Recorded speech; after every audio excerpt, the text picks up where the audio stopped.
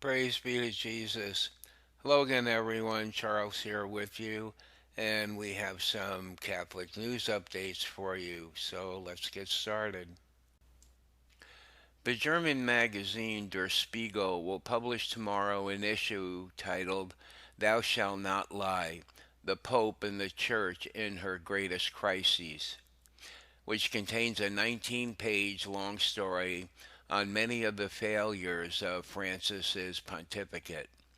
LifeSite News has been able to view an online version of the magazine prior to its print release tomorrow.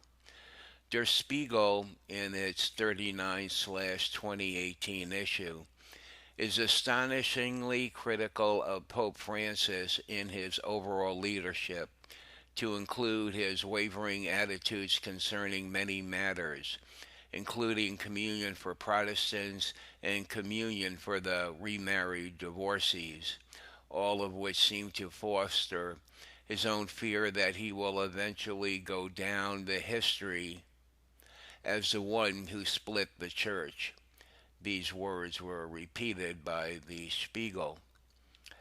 They also cover scandals such as the Father and Zoli case, in which Cardinal Mueller intervened, the drug-fueled homosexual party in Rome, the McCarrick scandal and his financial gifts to Rome, the members of the C9 Council who have been accused of cover-ups, those being Arazodis and Maradiega.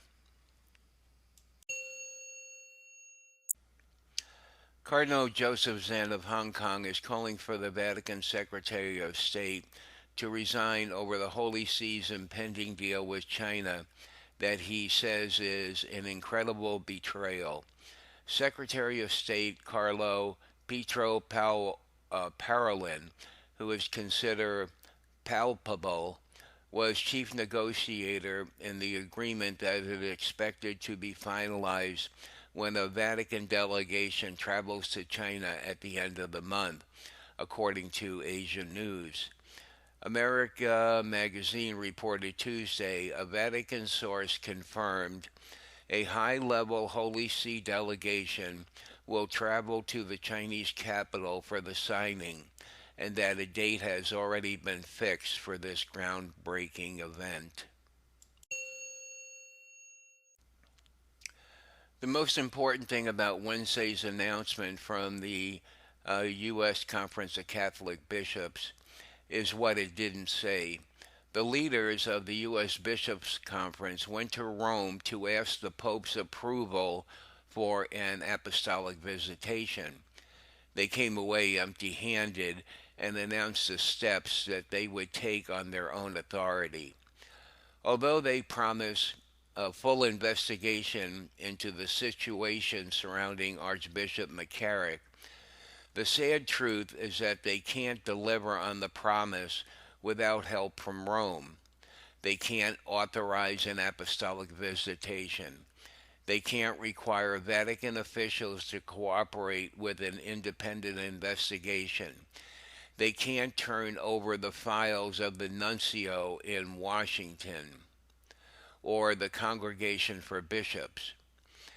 Roughly 1 week after meeting with Pope Francis about the U.S. Catholic Church's clergy sex abuse crisis, and apparently having their request for the Pope to intervene rebuffed, the U.S. bishops announced an action plan they will conduct on their own. The USCCB's Administrative Committee announced four new steps Wednesday that it had approved within its authority for the Bishops' Conference to take in response to the abuse scandal. The U.S. bishops moving forward of its own accord to investigate charges of sex abuse and cover up surrounding now ex Cardinal Theodore McCarrick, and also augment policies to hold bishops accountable in the abuse crisis, suggests their appeal to Francis for an apostolic visitation was rejected. That the American bishop's proposal for Rome to step in was nixed, with further affirmed by Vatican watcher Rocco Palmo, who said on Twitter this quietly signals a bigger story. The whispers in the Logia blogger said, as well as his Vatican contacts have informed him, that at last week's papal audience, Francis had urged the U.S. bishops to cancel their upcoming November meeting and take a week of closed retreat instead, further suggesting no apostolic visitation.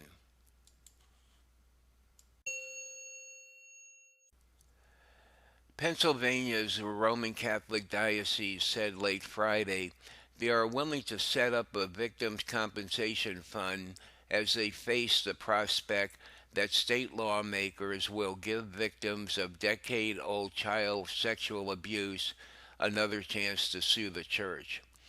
The Pennsylvania Catholic Conference issued a statement for the diocese saying they were discussing a possible fund. They warned that if a window opens for litigation of old cases, it could force the diocese into bankruptcy and prevent them from helping victims or performing social services. No diocese that has sought bankruptcy protection has ever stopped operating.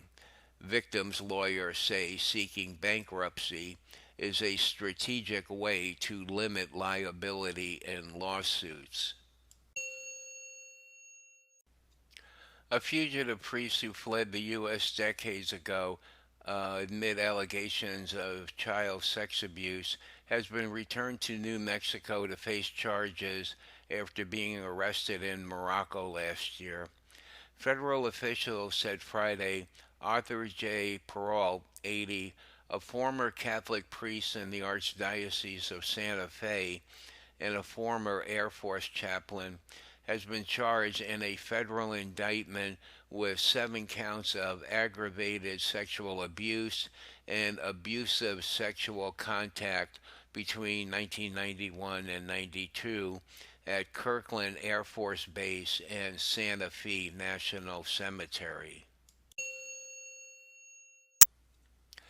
Michigan Attorney General Bill Schuette has opened an investigation into child sexual abuse in the Catholic Church in the state. The inquiry was confirmed 21st of September in a statement posted on the Attorney General's official website and will include all 7 of the dioceses in Michigan, and then they name them. While the investigation was confirmed publicly on Friday, a spokesman for Schuette told local media that the process has been launched in August 2018. The Michigan Department of Attorney General has determined that a full and complete investigation of what happened within the Catholic Church is required, the statement from Schuette said. The Vatican's highest ranking diplomat is defending an impending deal with China that critics are denouncing as a betrayal of Catholics. There is no need to be drastic in condemning and rejecting, Secretary of State Carlo Pietro Parolin told reporters Thursday in Rome, according to Reuters. Chief negotiator for the contentious agreement, Parolin added he hoped the deal will be inked in the not too distant future. From Church Militant Twitter feed, Monsignor Denny Lyle and Father Jeremy Thomas visited Father Paul Caljic at Resurrection Parish in Chicago today and said, on Cardinal Kupic's order, that he be sent to St. Luke's Hospital for confinement over his psychiatric issues. Caljic is the one who burned the LGBT flag. Pray for him. But the priest didn't burn the flag. Some parishioners burned the flag. unless I got that wrong, but um, I'm not sure what's going on there. Well, anyway, the Cardinal is, finding his own way of getting rid of another person who doesn't see eye to eye with him. And he's done that with priests here in the Archdiocese of Chicago before.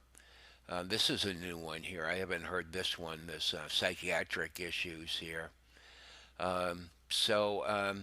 Well, that's all the news I have for you now. And I really must say that, on a personal note, that I really, really, really dislike having to read news stories. I mean, I'm really not a good reader.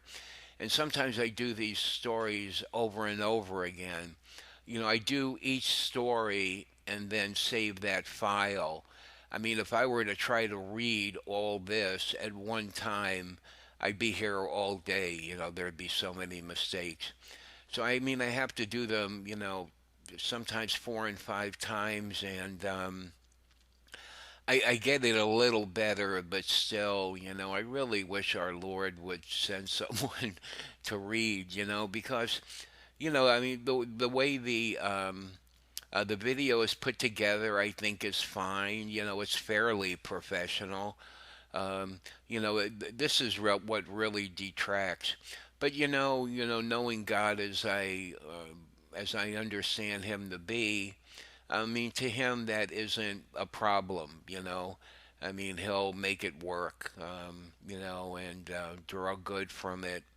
It's just personally, I just feel so inadequate being a reader. It's just I just dread every time I got to read. Well, anyway, it's early on a Saturday morning here. Enjoy your day or evening, and stay strong in the faith. And we'll talk to you next time. Bye.